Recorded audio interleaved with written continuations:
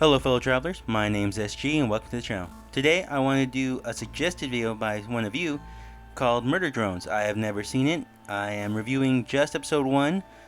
Maybe later on down the line I'll review the rest of the series, but for now, let's just get started with this, shall we? I have opinions on it. The story itself is fairly straightforward. A cleaning company, surprisingly, had found a way to use AI on robots so that they can build their supplies, but one day humanity seemed to collapse in on itself on that planet, and the sentient machines started running their own lives, started having families, started running businesses, and apparently the home company didn't exactly like this, so they sent a series of automatons that are designated for war or for killing these said robots. Now, that's the overarching story in all this so far, and I gotta say, it's a neat premise. I like it. I like the idea that these worker droids are just trying to live their best lives in this world and are actually really enjoying it, while these other machines are just trying to kill them. They don't know why, they don't care why, they just know that that's what they're programmed to do. They feel a certain sense of responsibility towards this. Plus, some of them have grown quite a bit of taste for it, and by some I do mean all. And we've seen them that it may have even driven them crazy at some point. I like this series because the characters have so much character to them. When you think of an AI premise, you think emotionless, cold robots. But these are far from that truth. These are free-thinking, free-acting, almost human-like machines. And that's what makes them so unique and different at that time. The characters themselves are very endearing and they keep your attention. And I like the idea that they're still growing, like literally growing up. We follow teenagers in this situation. And they're machines, they don't need to be teenagers. But that's what makes it interesting, that's what makes it fun. And kind of makes it relatable at the same time. You can identify as these characters as they go through these struggles. So, with that being said, let's continue on to the characters.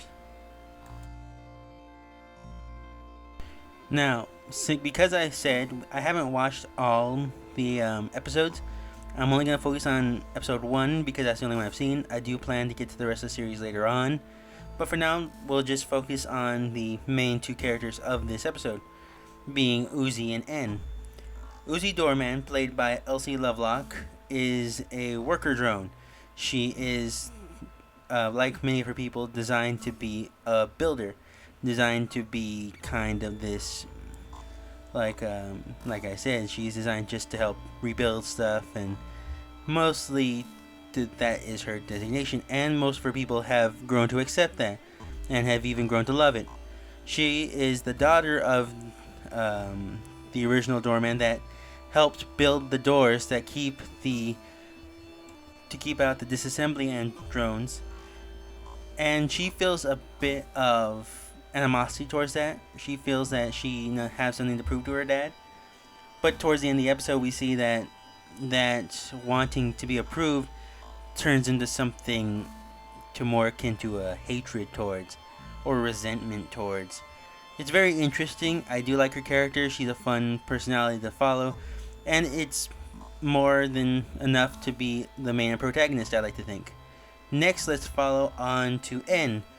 He is the disassembly drone that Uzi befriends halfway through the episode. He is quirky. He is pretty much the opposite of Uzi. He's much more optimistic, but at the same time a much more sadder character in that right. He wants to be accepted by the other disassembly drones, but he knows that he's kind of a screw up. He can't really do it. I think there's definitely room for him to grow in this scenario. At the end we see that he abandons them and goes on to do his own thing with Uzi. So it'd be fun to see how they grow and how they become more friends as the series goes on. I'm sure a lot of you have seen the show and a lot of you already know in the ways that I'm describing. So I can't wait to see the rest, and if you guys have opinions, please leave it down below. I would really like to hear it.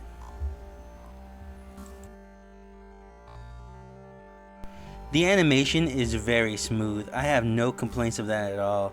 Just like I had with my opinion on the Amazing Digital Circus, this is that like crank to a 10. It's very well done, easy to watch, it's pleasing to the eye. Like, and they're very aesthetically pleasing. The characters are all the same, but they're all unique, if that makes sense. The way they show these disassembly drones as being kind of like twisted angels almost really catches the eye, and it's very iconic already in that. As I've seen through other people's reactions and such, they use that as the main, cover of it. In fact, I might use it too myself. We'll see. Anyway, I have to say that this was done very well, very beautifully done. Glitch really topped themselves, and it's no wonder that this series became as big a hit as it did, if all the characters looked this beautifully done.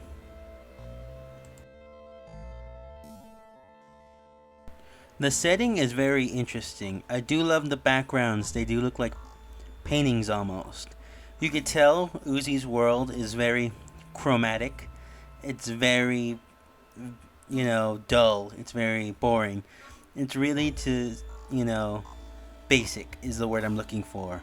You can even get that from some of their interactions, that she thinks that this world that she lives in is not amazing. She thinks it could be better. And the way they portray it, yeah, I can buy that. It looks like that. It really is amazing because, it looks impressive, but at the same time, it doesn't. That takes some real effort. And in contrast, when we see the outside world, the one that's a wreckage, where these disassembly drones are, it looks like chaos. It looks like a tornado has gone through. And it looks just like a wasteland, like this was a heavily populated area that no one, or like everyone just pretty much died out. And so the contrast between the two is very well done. I do like the backgrounds. The scenery of space is definitely amazing. I do think they got their point across on the way they try to present the world itself. Like, I can't wait to see what the outside world looks like, because for so far from what I've seen, I've only seen the inside of the walls.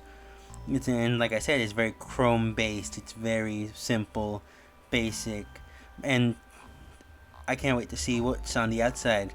If it's insanity, if there's other worker drones out there, or if it's all just these disassembly drones, because we do know there are a lot more out there.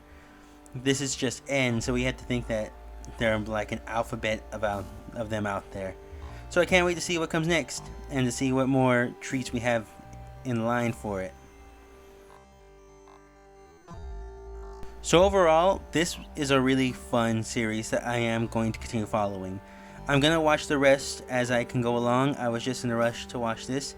So I thank you, my fellow traveler, who suggested this to me. It was a fun ride that I do not regret taking. Glitch really has shown their talents with the Amazing Digital Circus, but I can see why this is the main, love interest that everybody has fallen for it. And the animation is so smooth, the characters are dynamic, yet at the same time keeping to their ideas that they are all robots. They are all programmed to be certain ways.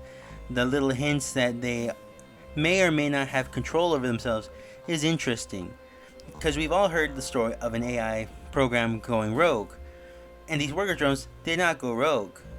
If they were, they'd be plotting to take over the world itself, a lot like Uzi is at the end of this episode. Even the disassembly drones, they are working to their base satisfaction. They are even selling their company's products at the end of the day, which is a funny touch to add in. I do like that. But if you take all that into account, they're not exactly doing anything to harm one another, except for the disassembly drones. But it seems more like they're just following protocol that they have built in their heads. And Uzi's the only one that feels like she's breaking the mold. She is the rogue AI that's coming out. Some of you may already have put that together because you've already seen the show, or, know more of the show than I do. But this just shows that I'm very excited about it. I can't wait to follow up on it. And, I can't wait to go down this road with you all. Well, I hope you enjoyed this video. I know it's almost Halloween. I will be doing more Halloween videos as we go. Thank you again for all the subscribers that's come so far. I hope you continue to follow a little longer. And yeah, thanks for watching and have a great day.